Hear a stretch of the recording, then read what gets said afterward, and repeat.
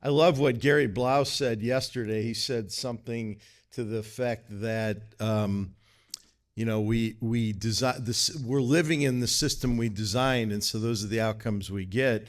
And I think of it's like we're all collectively in an escape room and we're trying to get out of it because the system is so challenging the way it's designed, and we're all trying to do our best to make it better, but we have a lot of conditions that we're constrained by.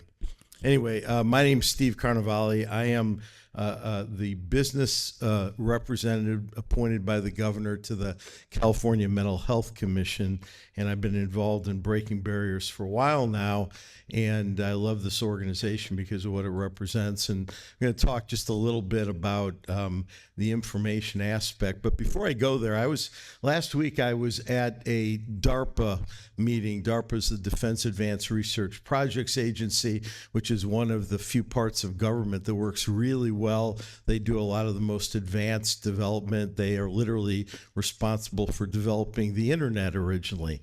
But anyway, it was a one-day program with a bunch of neuroscientist experts and me, and we were talking about veteran suicide rates. And the director of that program said, I come to work every day asking myself, what am I going to do today to prevent the 22 soldiers who are going to commit suicide today? And at the end of every day, I ask myself, what did I do to prevent that from happening? And so in that vein, I think about it more broadly. There are approximately 50,000 suicides a year and 1.6 million attempts.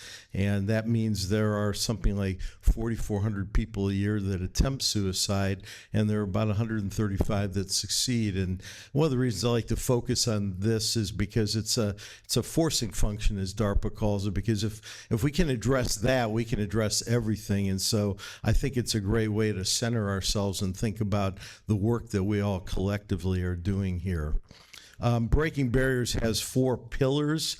They are leadership, goals, finance, and information. I think the first 3 are pretty understandable and self-explanatory. The fourth one is too information, except information is kind of everything. And I don't know if you're like me, but I've never been in an organization that said, that they had enough communication. There's always need for more communication, more information.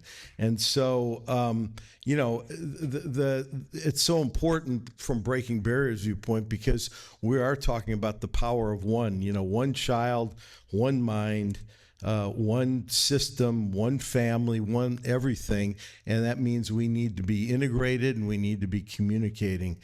So I turned to our favorite tool today, ChatGPT, and it talks about what information is generally, and it's something we all know, but it's worth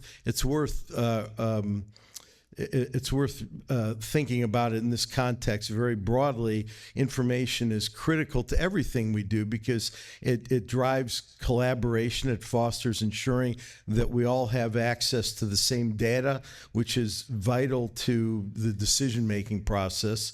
It drives efficiency, and God knows we need more of that to streamline the communication and the data access that reduces all of our efforts and speeds up our processes. It improves accuracy. It provides transparency, provides knowledge sharing, and it provides information decision making. So overall, it does a lot of important things, and yet, we struggle to create all the information we need collectively in order to make sure we're connected to one another. And the question that somebody just asked before is a good example of that. So, as LaShawn said, there are no answers here that are very clear because these are complex systems. But I just wanted to give you a sense of what the commission does in one area of information, which is data. I always say at the commission meetings that, data is like the least sexiest topic. Nobody ever wants to talk about data. And in fact, I do work, and I came into this whole thing because of a son who's dyslexic, and I started the UCSF Dyslexia Center that brings neuroscience to learning and to reading. And one of the things I learned is that we started a program around the neuroscience of data and of numbers, and it turns out that our rates of reading are very poor. We have a literacy rate starting in third grade of about 33%, but our numeracy rates are even worse. They're down to about 15%, and I learned that the only thing people have more anxiety about than not being able to read well is that they don't know numbers, and the numbers are so critical to how we live in life because we have to make money and we have to spend money, and most people are not very good with numbers. And so data is such an essential element, and it's something we're generally not very good at. But it's one of the areas that the commission leans into, and I'm just going to give you a few examples of how the commission leans into it, some of our programs, and give you a couple of punchlines that I think are really important in this area of information. The commission itself has efforts to improve the data infrastructure and the reporting capability in several ways. And by the way, we have a very rich website that covers all of our reports and has a lot of visibility, including visibility about the money that flows into the system. The commission flows upwards of $4 billion a year, most of which goes to the local counties. And we have a report as to how much is spent, how much is still available to spend, and you might be interested in looking at what is available in your own area. One of the things that we do with data is we through data use agreements with state agencies, with investing in linked administrative databases that include education, vital statistics, mental health, criminal justice, employment data. We try to cross-link that data as much as possible in order to come out with a better understanding of what's causal and what we should be leaning into in the system. We identify key opportunities for system improvement tied to specific information, such as full service partnerships, which is someone that came into this from outside of the system. I learned that full service partnership means we do whatever it takes, and I just love that, because isn't that what we should do throughout our system, is do what it takes? One of the things we do is we conduct community engagement, and we do landscape analysis to make recommendations on standards and metrics for behavioral health in key areas such as school-based mental health, criminal justice, again, full-service partnerships, and prevention and early intervention, which to me are essential. If we want to solve a lot of these problems we talk about, ultimately it comes out of the prevention and intervention work. And again, if you look at our website, we have reports on all of these topics, and I'm not saying that these reports are all implemented, but we are trying to implement them in various ways in order to improve the system and to deliver on the Commission's objectives, which are really to be an innovator in the system, in a system that's not honestly all that innovative. So we have a long way to go, but we're getting there. The data integration, of course, is an important goal, but no matter how good the goal is, there are challenges, and these are the challenges that, prevent them from being as good as we could make them. Having good IT infrastructure and staff expertise to support it, which you guys in the field know doesn't always happen. Quality data and completeness, which is always a challenge for any organization, public or private, and privacy and security measures, which of course are essential for all of us as citizens of California.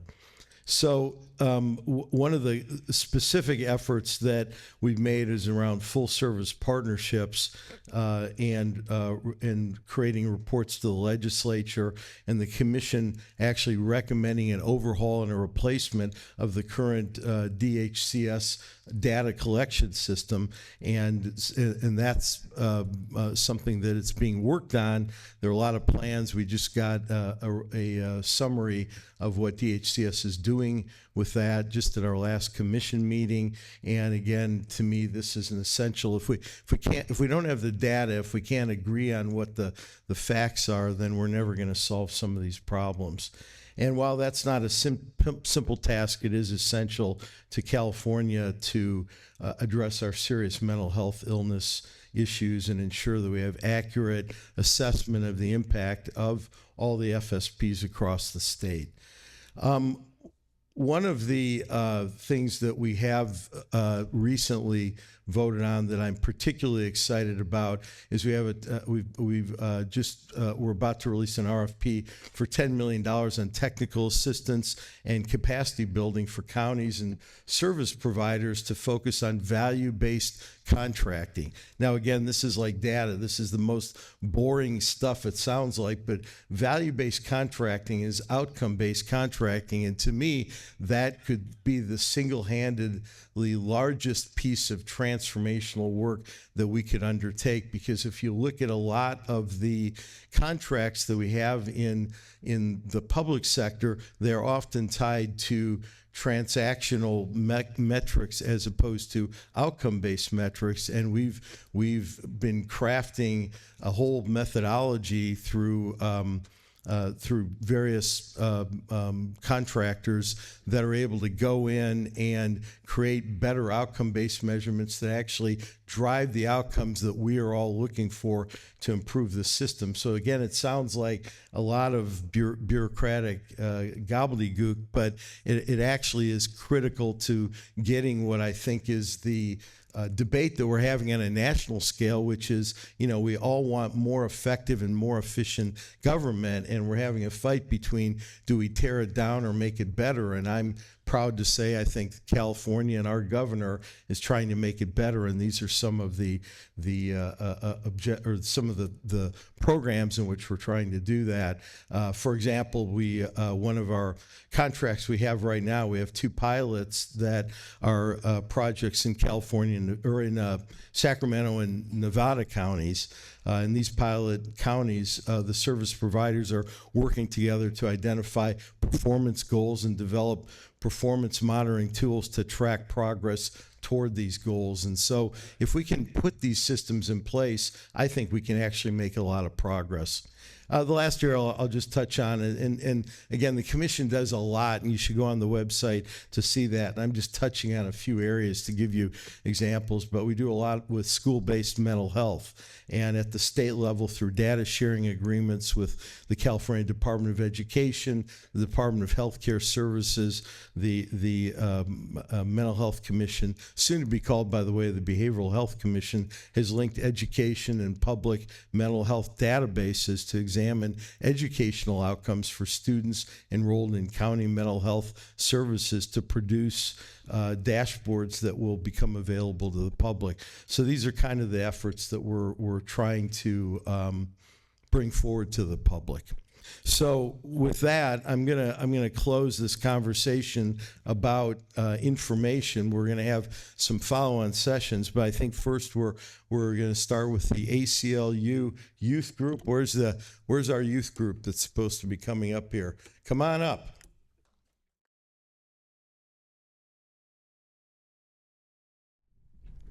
Hello, everyone. Good morning. Good morning. Of course, many of you already know who I am, seen me before, but I'm just going to briefly touch on about shared information and what that really looks like. Information is a tool.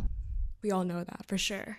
But information is a tool, and how do we work with information? As a student commissioner who sits in commission meetings, in those 16-hour meetings, 2 days, I hear all of these presentations from state initiatives, county updates, Department of Health, SELPA new projects, county work, but more importantly, establishment of resources such as Bright Lines, the Luna, family empowerment centers, and be like, wow, resources. But the thing I'm just there, I'm just like, why was I not told this earlier?